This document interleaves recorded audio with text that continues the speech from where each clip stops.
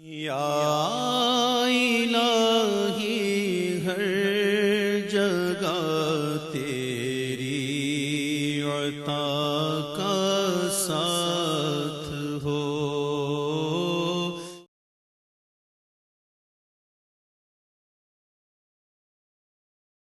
پاکستان کی بنیاد سوائے دین اور مذہب کے کوئی نہیں۔ اس کو جتنا چاہیں آپ منطق کے جن اصولوں سے چاہیں، عمرانیات کے جن اصولوں سے چاہیں چھان لیں، پٹک لیں، آرگو کر لیں، اس پر جرا کر لیں، پاکستان کی بنیاد سوائے دین کے، سوائے مذہب کے، سوائے اسلام کے کوئی اور شے قرار نہیں دی جا سکتی۔ اگرچہ درمیان میں ہے، درمیان میں مسئلہ آتا ہے اور وہ ہے، اگر اسی پر اٹک جائیں گے تو رائے اور بن جائے گی، لیکن یہ کہ ان تینوں سطحوں کو دیکھیں گے تو بات بالکل واضح ہو جائے گی۔ اب میں ذرا ایک اور انداز میں یہ بات عرض کر رہا ہوں، یہ بات ابھی کسی کتابی شکل میں میری کسی تعریف میں نہیں آئی ہے، اگرچہ بعض اخباری مضامین میں یہ بات بیان کر چکا ہوں، اور وہ یہ ہے کہ دو کرنٹس تھے پاکستان کی تحریک میں جو ساتھ ساتھ چل رہے تھے۔ مرج البحرین یلتقیان بینہما برزخ لا یبغیان، چلائے دو دریا کہ جو ایک دوسرے سے بالکل ملے ہوئے ہیں، لیکن یہ کہ ان کے مابین ایک حجاب ہے، برزخ ہے، ایک پردہ ہے کہ وہ آپس میں گڑبڑ نہیں ہوتے۔ یہ دو روئیں جو تھیں اور دو کرنٹس تھے، اور اگر اس کو مزید میں آگے بڑھاؤں تو الیکٹرک کرنٹ جو ہے آپ کو معلوم ہے کہ دو تاریں چلتی ہیں، پازیٹیو نیگیٹو، اس سے یہ سرکٹ کمپلیٹ ہوتا ہے کہ جس سے پھر وہ کرنٹ دوڑتا ہے۔ تو تحریک پاکستان کے بھی دو کرنٹس ہیں، دو روئیں ہیں۔ ایک رو واقعتاً یہی تھی کہ ہندو کا غلبہ، ہندو کا خوف، اس سے بچنے کی کوشش، اور میں یہاں یہ کہنے کی جرات کروں گا کہ جہاں تک قائد اعظم کا تعلق ہے، میرے نزدیک ان کا ذہن، ان کی فکر، ان کی سوچ، ان کا مزاج جو ہے اس کے اعتبار سے وہ سب سے زیادہ اسی کرنٹ کے نمائندے قرار پاتے ہیں۔ وہ آخری وقت تک ہندو مسلم اتحاد کے علمبردار رہے، پھر یہ کہ بہت دیر تک کانگریس مسلم لیگ دونوں کے رکن رہے، لیکن جب وہ بالکل مایوس ہو گئے ہندو ذہنیت سے، بالکل مایوس ہو گئے اور قریب سے جا کر انہوں نے دیکھ لیا، تب انہوں نے مسلمانوں کے تحفظ کے لیے، مسلمانوں کے بچاؤ کے لیے، اس میں ان کی مذہب کا تحفظ بھی ہے، ان کے معاش کا بھی ہے، ان کی ثقافت کا بھی ہے، ان کے تشخص کا بھی ہے، انہوں نے یہ راستہ اختیار کیا۔ لیکن ایک پازیٹیو کرنٹ جو ہے وہ در حقیقت ہے علامہ اقبال کا پیش کردہ، اور یہ میں سمجھتا ہوں کہ یہ تقسیم اور تفریق اب ہمارے اصحاب دانش کو بہت نمایاں کر کے پیش کرنی چاہیے۔ پاکستان کا مفکر، مصور اور مبشر اقبال ہے، پاکستان کا بانی، معمار اور مؤسس جناح ہے، لیکن ان دونوں حیثیتوں کو علیحدہ علیحدہ سمجھنا چاہیے۔ 1930 کا خطبہ اور مسلم قومیت کے لیے فلسفیانہ بنیاد، ظاہر بات ہے قائد اعظم نہ مصنف تھے، نہ مفکر تھے، نہ فلسفی تھے، سیدھی سیدھی بات ہے۔ بہت بڑے قانون دان تھے، بہت بڑے ڈپلومیٹ تھے، سیاست دان تھے، صاحب کردار انسان تھے۔ میں معجزانہ شخصیت سمجھتا ہوں ان کی کردار کے اعتبار سے، یہ اپنی جگہ ہے، لیکن ایک مفکر، فلسفی، مصنف کوئی اور شے ہوتی ہے۔ مرد میدان تھے، جبکہ علامہ اقبال مرد میدان نہیں تھے، اس اعتبار سے وہ قائد اعظم کے ایک ادنا سپاہی کی حیثیت سے بھی انہوں نے کام کیا ہے، لیکن مصور، مفکر، اور میں نے اب اس میں جس لفظ کا اضافہ کیا، مبشر ہے پاکستان، اس لیے کہ سن 30 میں جو ان کے خطبے میں وہ تبشیر ہے، وہ بشارت ہے پاکستان کی کہ اس کی ڈیسٹنی، یہ کوئی تجویز نہیں تھی، تجویز تو 1940 میں آنے والی تھی، 10 سال بعد۔ یہ ڈیسٹنی ہے کہ ہندوستان کے کم از کم شمال مغرب میں ایک آزاد مسلمان ریاست قائم ہوگی، لیکن اس کے ساتھ جو بات انہوں نے کہی تھی وہ نوٹ کرنے کے قابل ہے۔ اگر ایسا ہو گیا تو ہمیں موقع مل جائے گا کہ اسلام کی تعلیمات پر دور ملوکیت میں جو پردے پڑ گئے تھے انہیں ہٹا کر صحیح اور اصل اسلام کا ایک نقشہ دنیا کے سامنے پیش کریں۔ یہ ہے آئیڈیالوجی، پاکستان کی آئیڈیالوجی یہ ہے۔ تجزیہ کیجئے اس کا۔ اسلام کی تعلیم کا اصل مرقع خلافت راشدہ ہے، دور نبوی ہے، بعد میں ملوکیت آ گئی۔ ملوکیت کا اسلام تو وہ اسلام نہیں ہے جسے دنیا کے سامنے آپ پیش کر سکیں۔ کیا بغداد کا اسلام اس قابل ہے کہ اسے دنیا کے سامنے پیش کیا جا سکے؟ کیا استنبول کا اسلام اس قابل ہے سو دنیا کے سامنے پیش کیا جا سکے؟ کیا توپ کاپی کا محل جو ہے وہ اسلامی ثقافت کا اور اسلام کی تعلیمات کا نمونہ ہے؟ کیا غرناطہ کا محل جو ہے وہ ہم پیش کر سکتے ہیں کہ یہ ہے اسلام کی نمائندگی کرنے والی شے؟ کیا تاج محل کو ہم پیش کر سکتے ہیں؟ معاذ اللہ، یہ تو ملوکیت کے دور کی نشانیاں، اس کے سمبلز ہیں۔ اصل اسلام تو وہ تھا، دور ملوکیت میں آ کر جاگیرداری آ گئی، سرمایہ داری آ گئی۔ جانتا ہوں میں یہ امت حامل قرآن نہیں ہے، وہی سرمایہ داری بندہ مومن کا دین۔ جانتا ہوں میں کہ مشرقی اندھیری رات میں بے ید بیضا ہے پیران حرم کی آستی۔ یہ نقشہ ہے، اس کو ہٹا کر کون سے اسلام کا نقشہ پیش کرنا تھا؟ وہ دور خلافت راشدہ کا۔ گویا کہ پاکستان کا قیام مبشر پاکستان کے نزدیک نظام خلافت کی جھلک دوبارہ دنیا کو دکھانے کی کوشش تھی، اور یہ ہے اصل میں وہ پازیٹیو کرنٹ، وہ جو مثبت اور ایجابی پہلو ہے تحریک پاکستان کا۔ اسی کو پھر قائد اعظم نے قبول کیا ہے۔ بہت بڑے نباش تھے، وہ جانتے تھے اس قوم کو موٹیویٹ نہیں کیا جا سکتا جب تک کہ اس کرنٹ کو اور اس پہلو کو خوب نمایاں نہ کیا جائے۔ چنانچہ ان کا تاریخی جملہ ہے، بالکل اسی کی گویا کہ وہ کر رہے ہیں ترجمانی، کہ ہم پاکستان اس لیے چاہتے ہیں کہ عہد حاضر میں اسلام کے اصول حریت و اخوت و مساوات کا ایک عملی نمونہ دنیا کے سامنے پیش کریں۔ یہ تو صرف نیگیٹو بات نہیں ہے، یہ صرف پیچھے رہ کر اور صرف اپنے تحفظات کی بات نہیں ہے، یہ اس کا مثبت پہلو ہے۔ اور ان دونوں پہلوؤں نے مل کر یقیناً عوام کے لیے وہ اسلام کا نعرہ جو تھا پاکستان کا مطلب کیا، لا الہ الا اللہ، یقیناً وہ ان کے لیے ان کو جمع کرنے کا ایک سبب اور ذریعہ بنا ہے۔ لیکن اس میں اہل دانش بھی تھے، اہل فکر بھی تھے، صاحب علم بھی تھے۔ سب سے بڑی بات یہ ہے کہ ہندو جو اکثریت کے صوبے تھے جہاں مسلمان پانی یوں سمجھیے کہ نمک کے برابر تھے، آٹے میں نمک کے برابر تھے، وہ کیوں تحریک پاکستان میں شریک ہو گئے؟ کیا انہیں ہندو کے غلبے سے نجات مل سکتی تھی؟ کیا انہیں توقع ہو سکتی تھی؟ انہیں کس چیز نے گیلوینائز کیا؟ کس چیز نے تمام حقائق، زمینی حقائق، جغرافیائی حقائق، تمام حقائق کو نظر انداز کرنے پر مجبور کیا؟ اگر یہ پازیٹیو پہلو نہ ہوتا تحریک پاکستان کا تو اس کا کوئی امکان نہیں تھا کہ یہ مائنورٹی پروونسز جو تھے ہمارے، اور آپ کو معلوم ہے تحریک پاکستان کو اصل قیادت ان مائنورٹی پروونسز نے دی۔ اس حوالے سے میرے نزدیک یہ ہے وہ سیدھی سیدھی بات، یا اسے پانی کے 3 لیولز کے حوالے سے سمجھ لیجئے، یا یہ بجلی کے 2 تاروں کے حوالے سے سمجھ لیجئے۔ اس میں یقیناً وہ منفی کہہ لیجئے اس جذبے کو، تحفظ وہ بھی تھا، لیکن مثبت جذبہ موجود تھا احیاء اسلام کا۔ چلیے، جیسا کہ میں نے عرض کیا تھا، اس کو ہم چھوڑ بھی دیں، مستقبل کے مورخ کے حوالے کر دیں۔ اب سوال یہ ہے کہ دوسرا مسئلہ یہ ہے کہ یہ پاکستان ہے، بہت بڑا ملک ہے، چھوٹا نہیں ہے، 13-14 کروڑ کی آبادی ہے۔ اب بھی جب گنتی ہونے میں آتی ہے تو پاکستان دنیا کے اہم ممالک میں اس کا شمار ہے۔ باقی جو اس کی جیو پولیٹیکل پوزیشن ہے اس کے اعتبار سے تو یہ شاید اس وقت دنیا میں عالم اسلام کا اہم ترین ملک ہے۔ ان پہلوؤں سے اگر آپ غور کریں گے تو بہت بڑی ایک نعمت ہے کہ جو ہمیں حاصل ہے۔ اب اس کی عزت، اس کا وقار، اس کا استحکام، اس کا بقا، کن چیزوں پر ہم کوشش کر کے اس کی بنیاد رکھ سکتے ہیں؟ میرا جو تجزیہ ہے اور انالیسس ہے، یقیناً یہ بھی ہو سکتا ہے بعض حضرات کو شروع میں کچھ تلخ محسوس ہو، لیکن جیسا کہ میں نے عرض کیا تھا، ہمیں میچور ہو جانا چاہیے۔ اب قومی اعتبار سے 50 برس ہماری عمر ہو گئی۔ دیکھیے، میں نے تجزیہ کیا ہے کہ ملکوں کو تحفظ اور استحکام دینے والے عوامل کون کون سے ہیں۔ سب سے پہلا ایک عامل ہوتا ہے تاریخی عامل، ہسٹوریکل سینکٹیٹی۔ ایک ملک 5000 سال سے چلا آ رہا ہے، وہی اس کی حدود ہے، تقریباً وہی وہ ملک جو ہے قائم ہے، اس سے ایک ہسٹوریکل سینکٹیٹی حاصل ہوتی ہے، ایک تاریخی تقدس حاصل ہو جاتا ہے۔ چین جب سے انسانی تاریخ ہے، چین ہے، اسی نام سے ہے۔ مصر جب سے انسانی تاریخ ہے، مصر ہے۔ یہ تاریخی تقدس جو ہے اس کی اہمیت اس سے سمجھیے۔ چین کے بہت بڑے رقبے پر جاپان کافی طویل عرصے تک قابض رہا، لیکن یہ نہیں ہوا کہ وہ علاقہ اب چین نہیں رہا، جاپان بن گیا۔ چین چین رہا، جاپان جاپان رہا۔ جاپان قابض رہا چین کے کچھ حصے پر، اور اس کو دوسرے اعتبار سے یوں سمجھیے کتنے تقریباً نصف صدی تک تقریباً 2 جرمنی رہے کہ نہیں رہے۔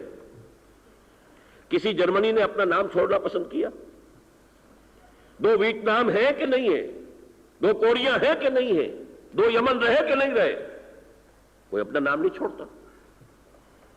یہ کیا وجہ ہے؟ پاکستان 2 لخت ہوا تو پہلے ہی دن انہوں نے اپنے ماتھے سے مشرقی پاکستان کا لیبل اتار کر اور خلیج بنگال میں ڈبو دیا. کیا وجہ؟ اس لیے کہ ابھی اس کے نام کی کوئی گڈ ول تھی ہی نہیں. 2 بھائی مل کر ایک کاروبار کرے اور اس فرم کا ایک نام ہو، اگر علیحدہ ہونے لگے تو اس نام کی بھی، اس گڈ ول کی قیمت کی جاتی ہے. اتنے لاکھ میں اپنے حساب میں ڈالتا ہوں تو یہ نام میں استعمال کروں گا، تم نئی فرم بناؤ، یا اتنے لاکھ تم اپنے حساب میں ڈالو. ہمارے مشرقی پاکستانی بھائیوں نے مشرقی پاکستان کے نام کی قیمت 2 دھیلا بھی نہیں سمجھی کہ اٹھا لو پاندان اپنا، میں بعد آیا محبت سے، اور اٹھا کر غرق کر دیا.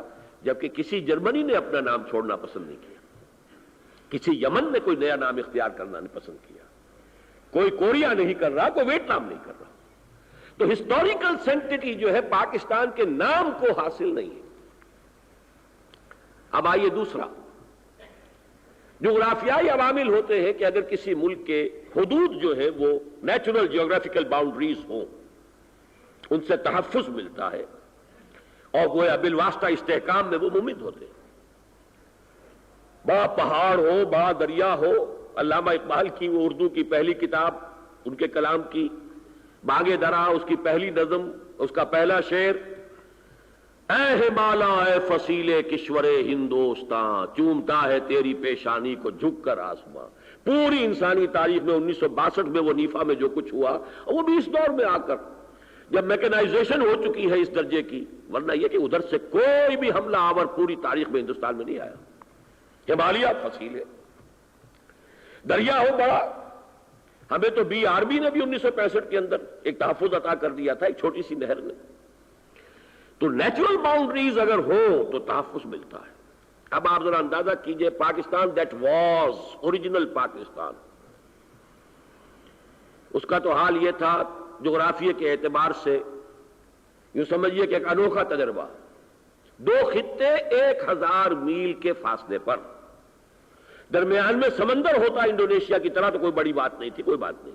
ہاسٹائل ٹیریٹری، پیدائشی دشمن درمیان میں. اس سے بھی آگے بڑھ کر وہ غریب مشرقی پاکستان مرحوم 3 طرف سے گھرا ہوا تھا ہندوستان سے، کہیں کوئی نیچرل بیریئر نہیں تھا. ویسٹ بنگال کے ساتھ تو پیڈی فیلڈز ایسے چلے گئے تھے کہ کہیں پتہ چل ہی نہیں سکتا تھا کہ یہاں ایک ملک ختم ہو گیا دوسرا ہو گیا. بھارت نے ہی وہاں باڑ لگائی تھی پہلے، جیسے یہاں بھی واگا کے اوپر بارڈر پہ باڑ لگائی ہے، بھارت نے لگائی ہے، ورنہ کوئی نشانی نہیں. بہرحال وہ پاکستان تو اب آپ چھوڑیے، 3 طرف سے گھرا ہوا تھا. اب یہ پاکستان جو ہمارا اصل مسئلہ ہے، اس کی بھی جو سب سے زیادہ اندیشے والی جو ہے سرحد، وہ تو مشرقی ہے جو پیدائشی دشمن کی ہے. وہاں کوئی نیچرل بیریئر نہیں. پنجاب کے میدان ہم نے کاٹے، دریا تقسیم کر دیے، آرٹیفیشل دریا بنائے ہیں. یہ لنک کینالز کیا آرٹیفیشل ریورز ہیں. یہاں کی پوری ہم نے جو ہے سوائل کا معاملہ جو ہے اس کو چینج کر کے رکھ دیا ہے. پھر آگے چلے جائیے، ریاست بھاولپور سابق ہو یا یہ کہ سندھ، وہ ریگستان ہے، ٹیلے خود ادھر سے ادھر چلے جاتے ہیں. انہیں نہ پاسپورٹ درکار ہے، نہ کوئی ویزا کی ضرورت ہے. وہ کیا کوئی آپ کو کوئی تحفظ عطا کرے گا؟ کوئی نیچرل باؤنڈری انڈیا کے ساتھ ہماری نہیں. کچھ ہے تو یہ افغانستان کے ساتھ ہے، کچھ پہاڑی ہے، پہاڑ کے اندر درے ہیں، ورنہ یہ کہ وہاں سے تو کوئی نہیں.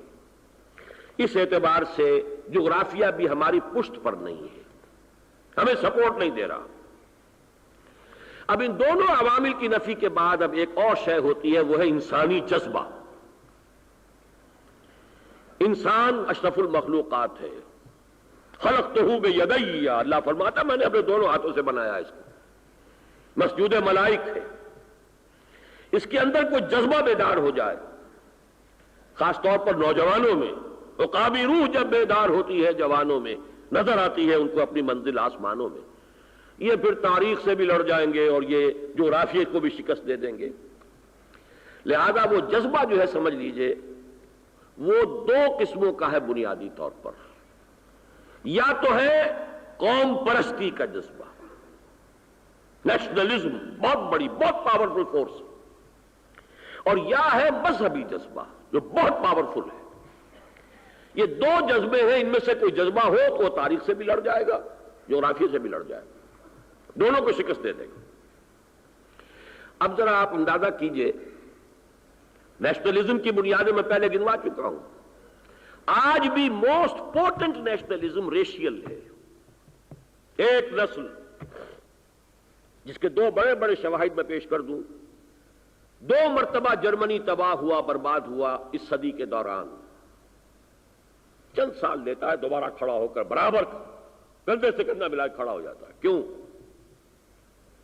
جرمن قوم کے ہر بچے کی گھٹی میں یہ بات ڈالی جاتی ہے، you belong to a superior race، superior race، German race. یہ ہے ریکنسٹرکشن کی صلاحیت اس کے اندر۔ اور دوسری بڑی مثال یہودی مذہب نسلی ہے، اسرائیل نسل کی بنیاد پر قائم ہوا ہے۔ زائنزم ایک نسلی تحریک تھی، اس نسلی تحریک کے نتیجے میں اسرائیل قائم ہوا ہے۔ روئے ارضی کی سب سے بڑی ریشسٹ ریاست اسرائیل ہے۔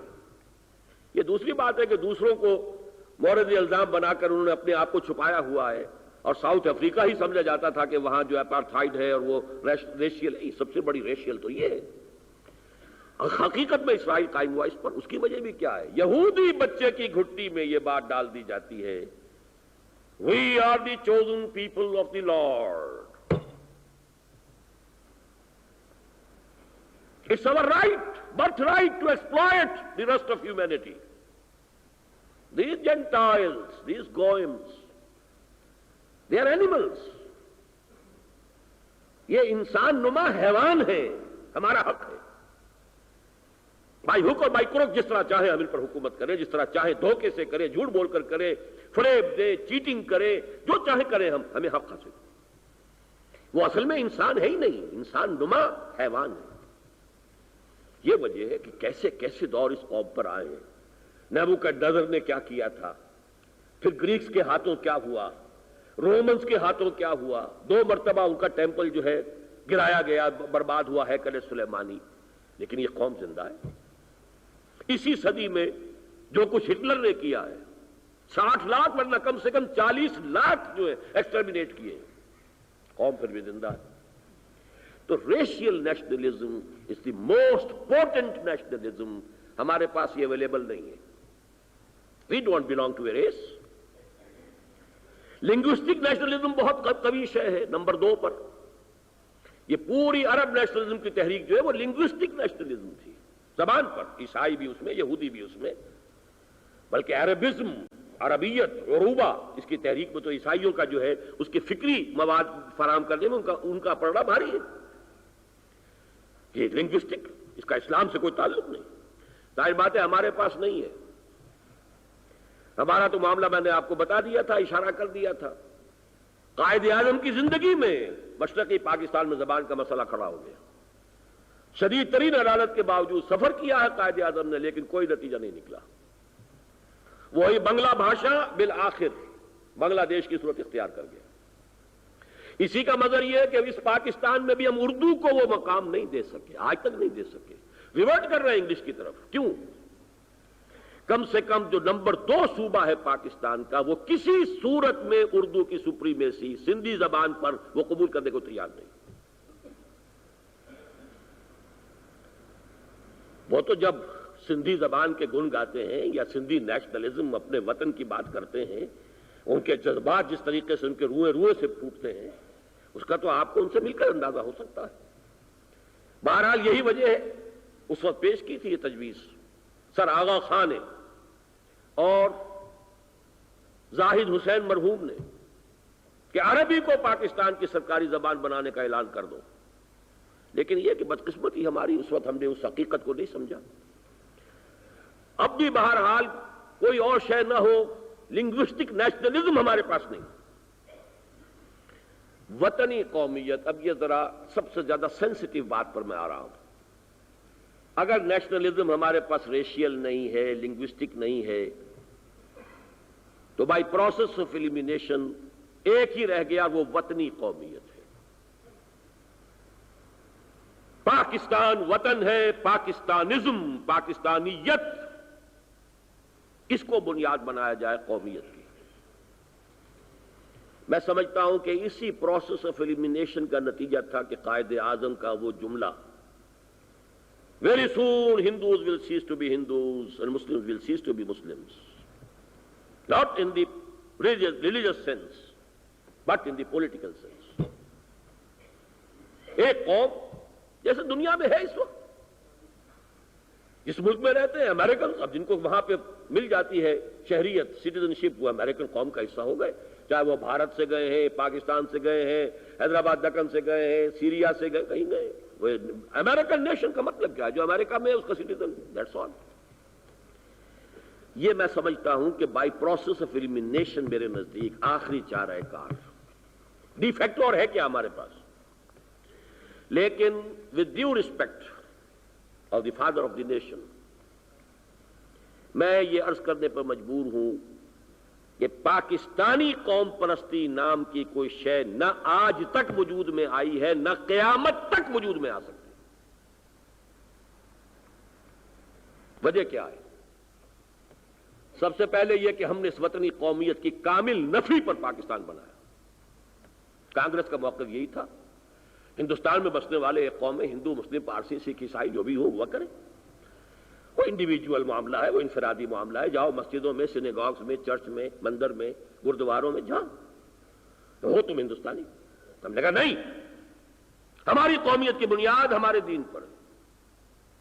اور یہاں میں مصور پاکستان کو کوٹ کرنے پہ مجبور ہوں، اس دور میں میں اور ہے جام اور ہے جم اور، ساقی نے بنا کی روش لطف و ستم اور، تہذیب کے آذر نے ترشوائے صنم اور، مسلم نے بھی تعمیر کیا اپنا حرم اور، ان تازہ خداؤں میں بڑا سب سے وطن ہے، جو پیرہن اس کا ہے وہ مذہب کا کفن ہے۔ نظارہ دیری نہ زمانے کو دکھا دے، اے مصطفی خاک میں اس بت کو ملا دے۔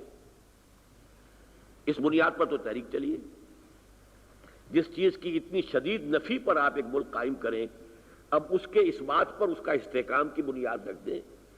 ایک بہت اچھی خواہش ہو سکتی ہے، لیکن عالم واقعہ میں ممکن نہیں۔ پھر اصولی اعتبار سے مسلمان چاہے پریکٹسنگ ہو چاہے نان پریکٹسنگ ہو، جن ماؤں کا دودھ پیا ہے، اس کا اس کے مزاج میں یہ اثر ہے کہ وہ ارتھ باؤنڈ ہے ہی نہیں۔ زمین کا تقدس، زمین کی عظمت اس کے مزاج میں ہی نہیں، آفاقیت ہے۔ مسلم ہے، ہم وطن ہے، سارا جہاں ہمارا، چین و عرب ہمارا، ہندوستان ہمارا۔ یہ ارتھ باؤنڈ جسے کہا کرتے ہیں مرزا منور صاحب، کہ Hindu culture is earth bound, Muslim culture جو ہے اس کا کوئی تعلق زمین کے ساتھ نہیں ہے، لہذا وہ پیدا نہیں ہو سکتا۔ خاص طور پر مسلمانان ہند ہمیشہ سے، ان کا تو وہ آفاقی نقطہ نظر تھا۔ ٹریپولی میں فاطمہ جو ہے وہ شہید ہوئی ہے، اور علامہ اقبال نے اتنی لمبی نظم لکھ دی ہے۔ ٹریپولی میں ہمارے جھنڈے گرے ہیں، اور مولانا فراہی عربی زبان میں مرثیہ کہہ رہے ہیں، کیف القرار وقد نکس آلامنا بطرابلس، چین آئے تو کیسے آئے، ہمارے جھنڈے سرنگو ہو گئے طرابلس میں۔ یہاں کا تو معاملہ یہ تھا، شبلی رو رہا ہے، فراہی رو رہا ہے، حالی رو رہا ہے، اقبال رو رہا ہے، رولے اب دل کھول کر اے دیدہ خون آبا بار، وہ نظر آتا ہے تہذیب حجازی کا مزار۔ تھا یہاں ہنگامہ ان صحرا نشینوں کا کبھی، بحر بازی گاہ تھا جن کے سفینوں کا کبھی۔ تو اقبال تو ہندی ہے، کافر ہندی ہوں میں، دیکھ میرا ذوق و شوق۔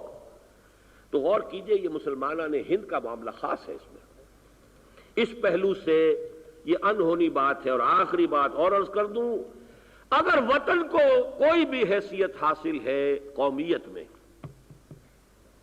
تو ایک سندھی کے لیے سندھ کا وطن ہونا زیادہ اس کے ذہن سے قریب ہے بنسبت پاکستان کے۔ سندھی جب کہتا مو جو سندھڑی، اوہو، اس کے روئے روئے سے ایک چاشنی، ایک محبت، میرا پیارا سندھ، مو جو سندھڑی، اس کی جو محبت، اس کے اندر لسانی فیکٹر بھی ہے، ثقافتی بھی ہے، تاریخی بھی ہے، یہ سارے فیکٹرز مل جاتے ہیں۔ لہذا یہ میرے تجزیے میں پاکستان کے اعتبار سے خاص طور پر سمجھ لیجئے کہ وطنی نیشنلزم ایک ایسا جانور ہے جو اپنے دودھ سے اپنا دشمن پالتا ہے. اگر وطنی نیشنلزم ہوگا تو سندھی نیشنلزم اور بلوچ نیشنلزم یہ زیادہ پروان چڑھے گا. ہاں مذہبی جذبہ رہ گیا. اب ہم آ گئے کہ کوئی شے ہمارے پاس استحکام پاکستان کے لیے نہیں ہے. یہ مذہبی جذبہ تھا جس نے تاریخ کو شکست دی. یہ مذہبی جذبہ تھا جس نے جغرافیہ کو شکست دی. مجھے آج بھی یاد ہے قائد اعظم کا فقرہ. The Hindu press has talked about some geographical difficulties in the way of Pakistan. May I ask them, by what rule of geography are they here? The British press has talked about some geographical difficulties in the way of Pakistan. برطانویوں سے پوچھ رہے تھے تم جغرافیہ کے کس اصول سے یہاں آ گئے ہو ہندوستان میں 7 سمندر پار.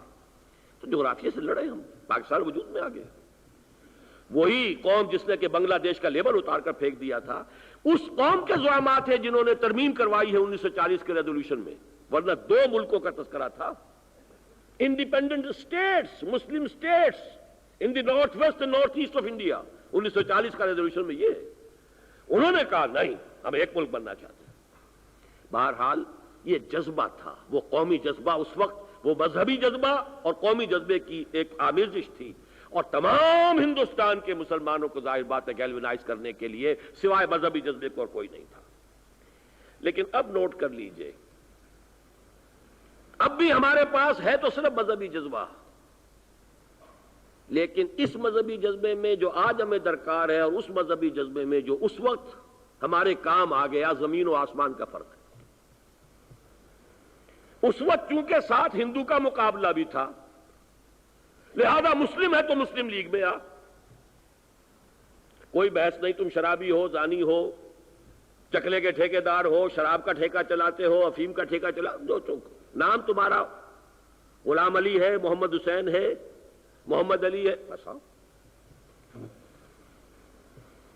یہ وہ جذبہ تھا جس میں کہ خود محمد علی جوہر مرحوم نے رحمت اللہ علیہ, انہوں نے یہ الفاظ کہے تھے, چونکہ جس زمانے میں گاندھی کے بہت زیادہ وہ قریب تھے. ان سے کسی نے پوچھ لیا, انہوں نے صاحب کہا تھا میرے نزدیک ادنا سے ادنا مسلمان بھی مہاتما گاندھی سے زیادہ قابل محبت ہے, اس لیے کہ وہ ہماری ملت ہے, ہماری قومیت ہے. تو اس اعتبار سے جان لیجئے اس وقت تو یہ کام چل گیا.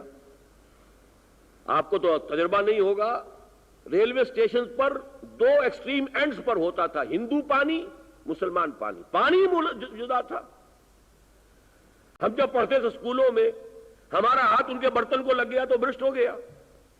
بلکہ میں جس علاقے سے آیا ہوں ہریانہ, اس میں بشنوئی قوم ایک تھی ایسی آباد کہ اگر اونٹوں کی 30 اونٹوں کی قطار جا رہی ہے اور سب سے اگلی میں, چونکہ ان کی پھر دموں سے باندھ دیا جاتا تھا, پچھلے اونٹ کی جو ہے رسی باندھ دی گئی, اگلے اونٹ سب سے اگلے پر کہیں روٹی رکھی ہوئی ہے اور پچھلے کی آخری کے دم کو مسلمان نے ہاتھ لگا دیا تو وہ سب سے آگے رکھی ہوئی روٹی بھی برسٹ ہو گئی.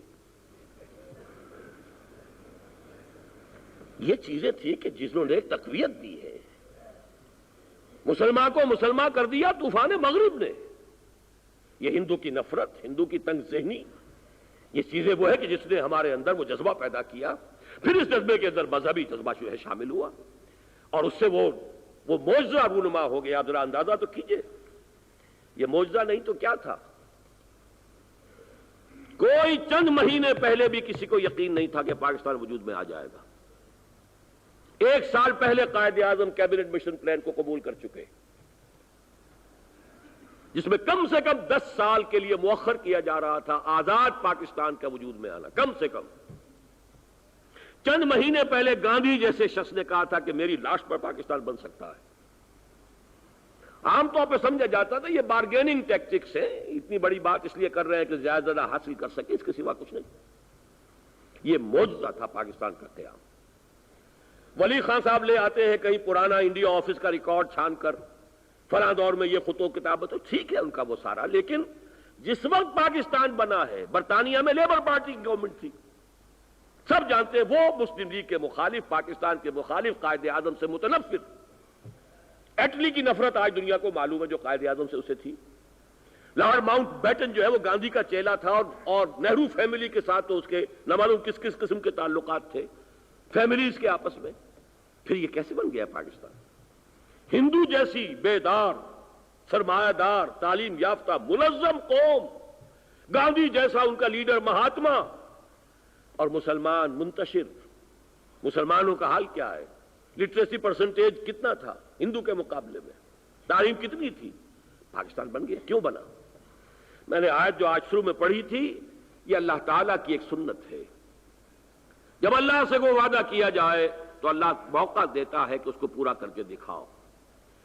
مجھے تو یاد ہے جب ہم نے دعائیں مانگی تھیں، میں ہائی اسکول کا طالب علم تھا، مسلم اسٹوڈنٹ فیڈریشن کا ضلع حصار کا جنرل سیکرٹری تھا، جو دعائیں ہم مانگتے تھے جمعوں کے اجتماعات میں اور عیدین کے اندر اجتماعات میں، اے اللہ ہمیں پاکستان دے، انگریز اور ہندو کی دوہری غلامی سے نجات دے دے، تیرے دین کا بول بالا کرے، تیرے نبی کا نظام قائم کرے۔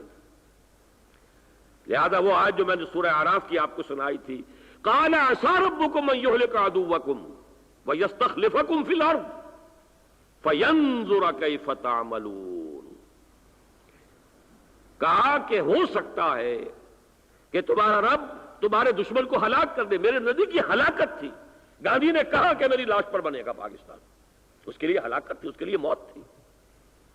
اکھنڈ بھارت، ابھی تک ان کا ذہن اسے تسلیم نہیں کر سکا پاکستان کو۔ وہ قانوناً تسلیم کریں تو کریں، وہ علیحدہ بات ہے، انٹرنیشنل فورم پہ جو بھی بات کرے، لیکن دل ان کا قتل نہیں مانے گا۔ جب بھی موقع ملے گا انہوں نے اس پاکستان کو ختم کرنا ہے۔ اکھنڈ بھارت، ان کی بھارت ماتا ہے، بھارت ماتا، اس کے ٹکڑے کرائے۔ یا الہ